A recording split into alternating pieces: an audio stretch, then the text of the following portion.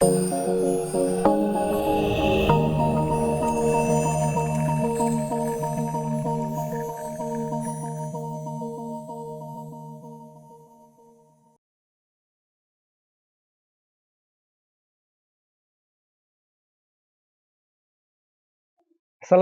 warahmatullahi wabarakatuh.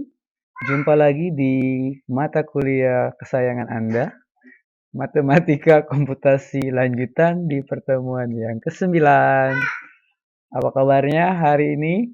Kemarin kita sudah ujian tengah semester ya. Nah, nilainya nanti akan saya koreksi lah. Mudah-mudahan 3 soal kemarin mewakili 9 atau 7 pertemuan di sebelumnya ya. Kemarin kita sudah sampai di teori bilangan, yaitu bagian kecil dari konsep matematika yang di dalamnya ada matematika diskrit ya, atau di mata kuliah kita ini dinamakan dengan matematika komputasi lanjutan ya. Jadi sebenarnya ada juga konsep komputasi di sini, tapi banyak diawali dengan teori-teori matematika sederhana terlebih dahulu. Oke, langsung saja untuk penerapan teori bilangan yang pertama.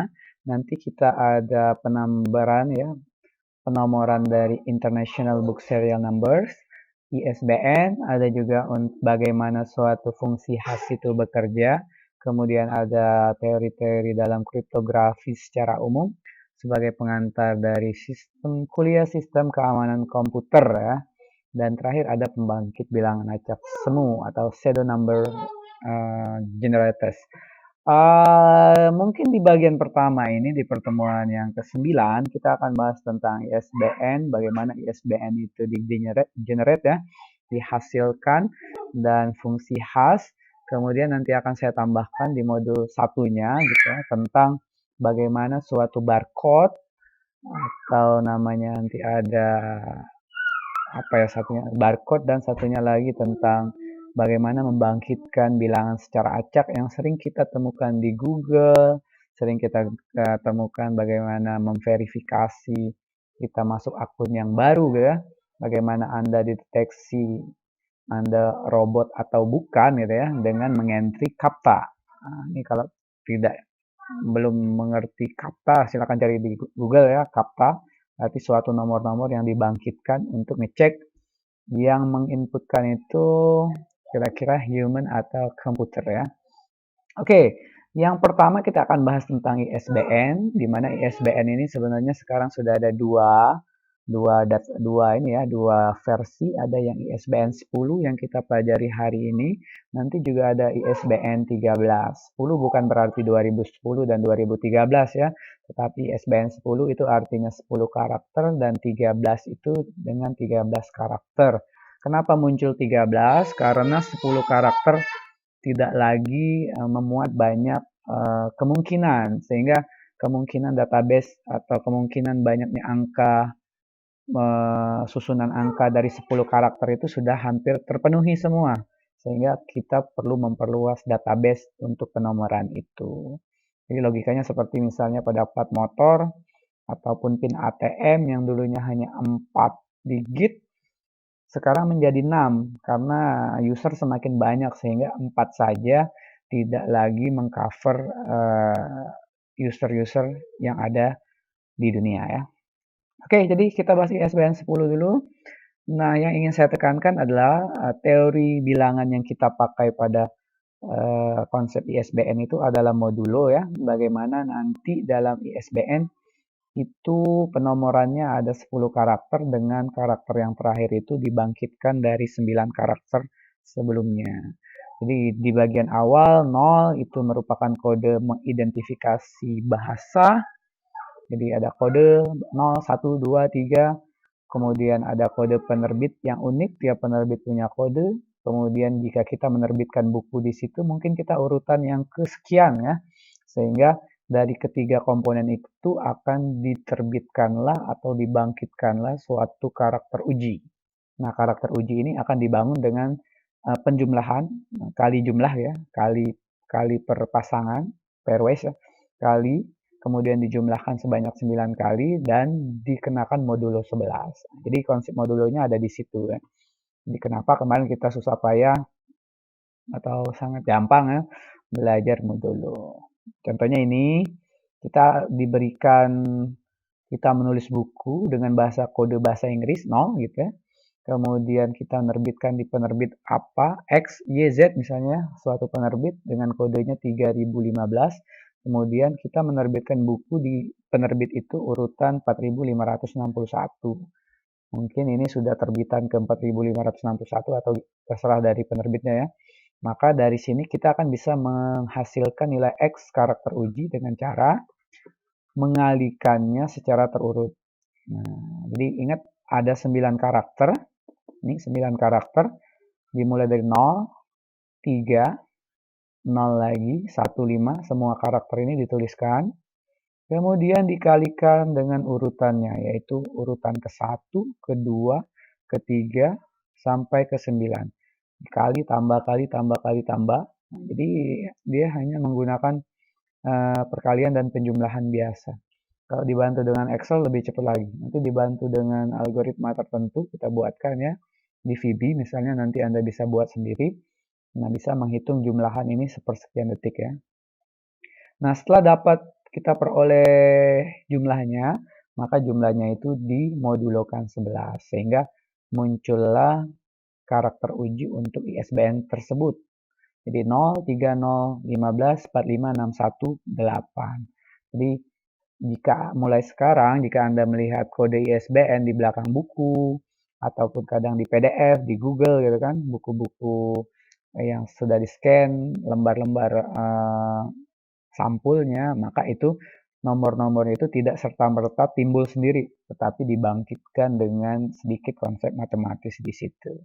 Nanti untuk lebih jelas akan saya berikan soal, silakan dicermati ya dan ditanyakan nanti kalau memang belum paham di classroom kita atau di WA group boleh.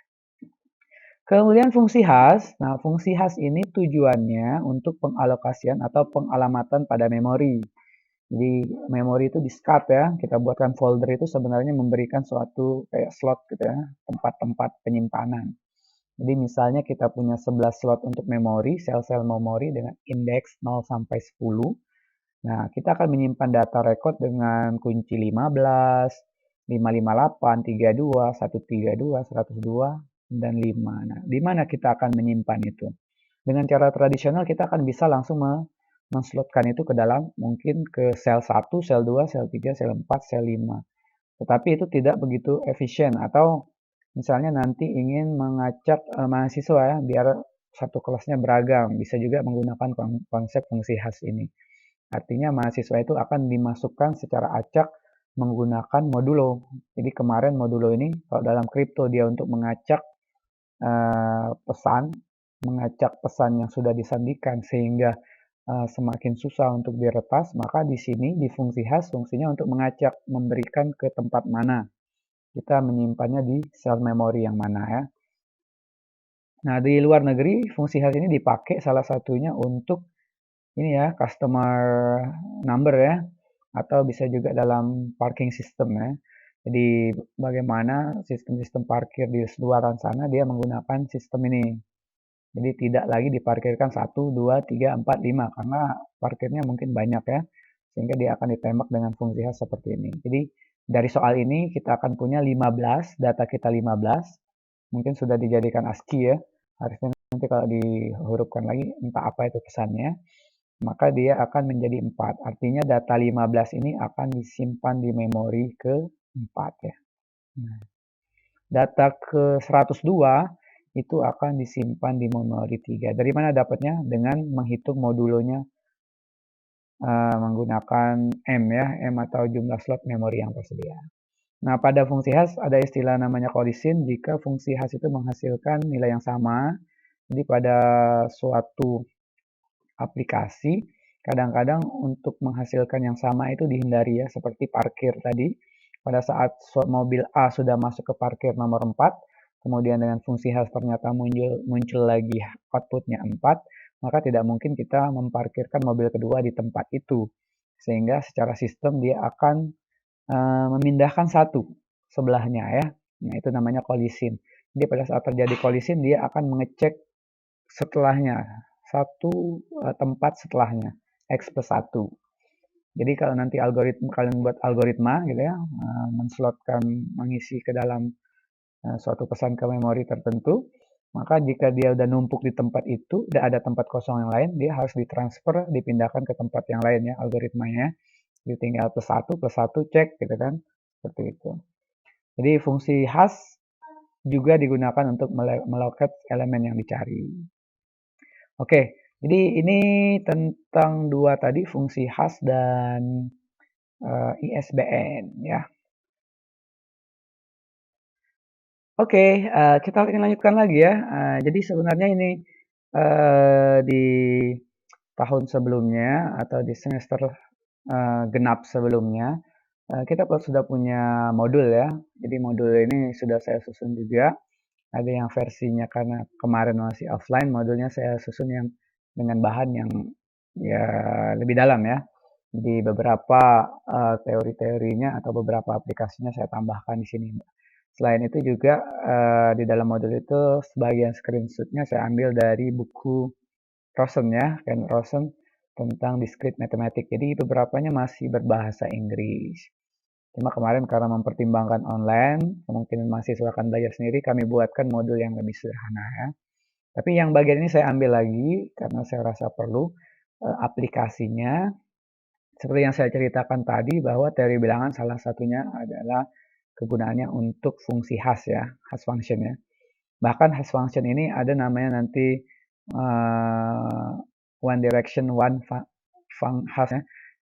Jadi di mana prinsip kriptografi pengamanan pesan juga menggunakan fungsi hash yang satu arah. Jadi sesuai namanya dia hanya satu arah. Harapannya tidak bisa ada balikan ke belakangnya. Tidak ada peretasan yang dilakukan oleh hacker ya. Jadi ada nanti one direction hash function. Nah ini kalau dalam bahasa Inggrisnya kita bisa cek hash function tadi ya. Salah satunya bisa juga untuk social security numbers ya of customer. Jadi untuk pelanggan. Sama, tetap sama, yaitu fungsi hash suatu nilai yang diinputkan dengan modulo banyaknya lokasi yang diinginkan ya. Ini contohnya, misalnya kita mau contoh dengan social security numbers tadi, maka kita punya misalnya nomor keanggotaan tempat belanja gitu kan. Nah, di Pangkal Pinang ada yang beberapa itu kita punya nomornya. Maka nomor itu bisa juga dislot untuk mengalokasikan memori penyimpanan di mana gitu kan. Jadi nomor 0642128842 itu disimpan di slot memori nomor 14 gitu ya untuk menghindari penumpukan tadi. Sehingga kita bisa tahu dua orang ini akan memiliki tempat penyimpanan yang berbeda ya. Data-data mereka akan terekod di memori-memori tersebut. Kemudian tadi saya lewatkan dulu yang ini ada IS. Nah ini sama ya ISBN.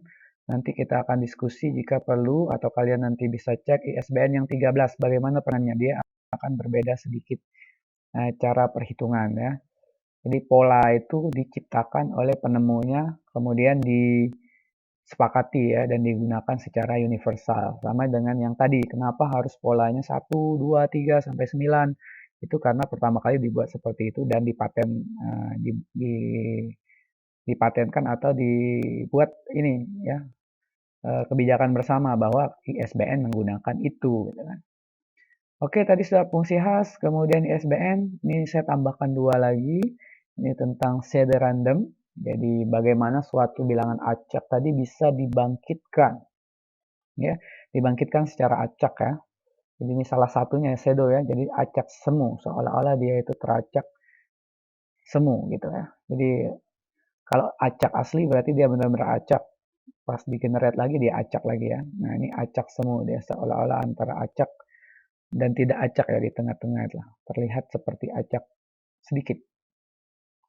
Oke, acak semu ini salah satunya kita menggunakan linear congruent method LCM. Nanti ada banyak lagi metode yang lain. Nah ini LCM ini menggunakan fungsi rekursif ya. Jadi fungsi rekursif fungsi yang diupdate. Untuk dapat X1 kita perlu X0. Untuk dapat X2 kita perlu X1. Untuk dapat ke X99 maka kita harus melakukan pengerjaan dari X0, X1, X2, X3 sampai X98. Dan X98 itulah yang akan menjadi inputan untuk X99. Jadi kalau dalam bahasa orang komputer seperti update ya, nilai terupdate dipakai, diupdate dipakai. Nah ini udah pernah juga kita kerjakan, rekursif. Fungsi rekursif di bab fungsi, kemudian digabungkan dengan konsep modulo. Nah, ini bagaimana suatu kapta tadi dibangkitkan. Jadi ini contoh kapta ya, 7861204553. Nah, itu kan dibangkitkan. Dia dibangkitkan dengan persamaan rekursif atau relasi recurrence ya biasa. 7xn plus 4 modulo 9 dengan seed atau nilai awal initial point-nya x0 sama dengan 3. Jadi diberikan x0. X0 itu selalu diberikan. Kalau ingat lagi di matematika komputasi yang pertama atau matematika numerik, selalu kita diberikan x0, kemudian kita lakukan iterasi perulangan ke-1, iterasi kedua, iterasi ketiga sampai ditemukan nilai ya. Jadi di sini juga sebenarnya kita bisa memberikan nilai awal x0, kemudian kita dapatkan x1, dari x1 kita gunakan untuk x2 ya. Jadi ini 3 kita masukkan ke sini. Ini saya pakai pensil yang ini aja nih biar tidak terlalu berat. Jadi 3-nya masuk ke sini x1 didapatlah 25. 25 pada modulo 9 adalah 7. Sisa 25 dibagi 9. 7. Kemudian 7 ini digunakan untuk menghitung yang kedua ya. Dengan terus perhitungan terus gitu ya. Dengan software dengan L boleh, dengan VB Anda bisa pandai membuatkan boleh. Yang penting dia akan mencari X1, X2, X3 dan seterusnya ya. Nah, maka akan ditemukan pola 3786, 12045 gitu kan. Jadi pada saat dimasukkan 3, dia akan muncul 3786. Nah, kenapa saya ambil kapta yang tadi? Kapta yang tadi kan pada saat kita salah mengentrikan kapta atau angka yang minta di angka dan huruf di situ, maka dia otomatis akan memunculkan kapta yang baru ya. Jadi biasanya silakan verifikasi username, password, dan ketikkan huruf berikut, kapta berikut. Pada saat Anda salah mengetikkan harusnya A besar, Anda tulis A kecil, maka secara otomatis dia akan nge-refresh gitu ya, akan refresh memberikan kapta yang baru. Nah, kapta yang baru itu tidak berarti dia dibangkitkan oleh seorang operator ya, tapi dia dibangkitkan secara automatically ya, secara otomatis dari LCM-nya atau dari shader randomnya. Jadi apa sih yang membangkitkan kapta itu? Ya salah satunya rumus matematik seperti ini. Dengan inputan yang berbeda. Kalau 3 dia munculnya seperti ini. Kalau 5 dia munculnya yang lain lagi. Nah, itu bisa dikaitkan. Jadi tergantung dari X0-nya ya. Jadi kapta-kapta itu muncul. Itu jadi salah satunya lagi kita bisa menggunakan dan menggunakan rekursif ya. Kemudian terakhir ini tentang Universal Product Codes UPCS. Ini salah satu bentuk barcode. Jadi pada saat nanti Anda membeli produk, beli mie gitu kan, ada diagram batang seperti batang-batang hitam tebal tipis, ada angka di bawah. Itu tidak berarti langsung dicetak ya, tapi angka-angka itu di-generate juga dibentuk seperti ISBN yang tadi ya. Jadi ada pola tertentu dari matematis itu dan dimodulokan. UPCS ini dia menggunakan pola 31, 31, 31. Kalau urutan 1, 2, 3, sampai 9 ya. UPCS ini dikenal yang 12 digit. Nanti kalau Anda searching di Google mungkin ada yang 8 digit, tergantung ya UPCS ini yang Amerika atau yang 8 itu yang versi Europe ya. Europe ini apa biasanya? Versi kata Eropa ya. Oke. Sama caranya, yang penting dikerjakan, dikali yang muncul 3 kali 7 tambah 1 kali 9, dihitung, kemudian ditambah 1 kali X12 dan mereka harus modulo 10. Jadi modulo 10. Jadi perhatikan bahwa hasil akhirnya adalah X kongruensi ini. Nah, logika yang paling gampang bahwa 10 apa sihnya kelipatan dari 10. Nah, kelipatan 10 terbesar terdekat setelah 98 ya 100 kan. Nah, jadi yang paling gampang seperti itu. Pada saat nanti Anda mendapatkan bilangan 46, maka kelipatan 10 terbesarnya ya 50 ya. Maka akan dengan mudah penjumlahan anak SD ini ya, 46 tambah berapa hasilnya 50 misalnya kan. 98 ditambah berapa hasilnya 100, hasilnya 2. Lagi-lagi dia seperti SBN mencari digit ini 79, 35, 73, 43, 104, 2 seperti itu ya.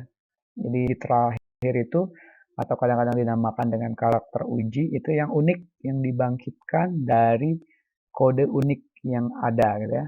Kalau di ISBN tadi itu ada kode bahasa, kode penerbit, dan kira-kira buku kita tuh diterbitkan di urutan berapa di penerbit itu. Kalau di UPCS ini dia untuk red product identifier ya, identifikasi produk-produk retail ini. UPC 16 desimal digit ya, 12 digit. The first digit is identify the product category. Apa nih? Nomor 1 ya, yang pertama. The next 5 digits identifiers. Pabrik 5 digit berikutnya. Kemudian the particular product. Particular product, mungkin produk-produk apa yang spesifik di produksi pabrik itu ya. Jadi tadi yang pertama misalnya kategori produk makanan gitu ya, kemudian diproduksi oleh Unilever gitu misalnya, kemudian particular produk ini misalnya apa ya, sabun misalnya ya, seperti itu. Sabun apa yang, jadi UPC ini adalah barcode, bagaimana kita membaca barcode. Jadi barcode batangan di di produk-produk itu tidak serta-merta muncul, tapi di-generate atau dibangkitkan secara perhitungan matematis yang sederhana ya. Misalnya nih, hanya menggunakan tambah kali dan modulo. Oke, itu ada 4 ya. Jadi tadi tentang ISBN, ada fungsi khas, ada pseudorandom, ada barcode. Nah, yang kelima sebenarnya ada juga Anda cek ya nanti kalau dulu di kelas offline tahun-tahun kita pernah membedah QR codes, kita cocokkan QR codes dengan hitungan matematis, kita siapkan pulpen dan kertas, kita hitung, hasilnya akan sama dengan scan QR code yang ada di HP ya. Jadi pada saat scan QR code-nya nyeken, hasilnya sama dengan hitungan kita. Itu bisa dianalisis juga ya, walaupun di situ ada perubahan ASCII. Perubahan ASCII dan lagi-lagi dia ada pola ya, pola yang dikenali di situ. Jadi seperti pada barcode juga ada yang dikenali polanya, yaitu harus 31, 31, 31. Di SBN ada polanya 1 sampai 9. Nah, di barcode itu memang agak sedikit rumit, tapi bisa dijelaskan ya. Jadi nanti boleh searching tentang QR code ya.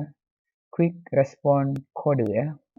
Oke, itu pengantar dari saya untuk kuliah aplikasi di bagian pertama ya, aplikasi atau terapan teori bilangan. Jadi ini memberikan motivasi kepada Anda, anak teknologi informasi ya, teknik informatika, bahwa Anda bisa mempelajari ilmu-ilmu dasar yang bisa digunakan untuk mengembangkan banyak aplikasi ataupun algoritma yang mungkin bisa bermanfaat ya. Jadi dengan hitungan-hitungan yang sederhana, sebenarnya aplikasi itu bisa bekerja ya dan digunakan. Oke, sampai di sini saya rasa cukup. Demikianlah kuliah pengantar video kuliah kali ini. Nanti kalau ada yang mau ditanyakan, silakan tanya di classroom ya. Demikianlah. Assalamualaikum warahmatullahi wabarakatuh.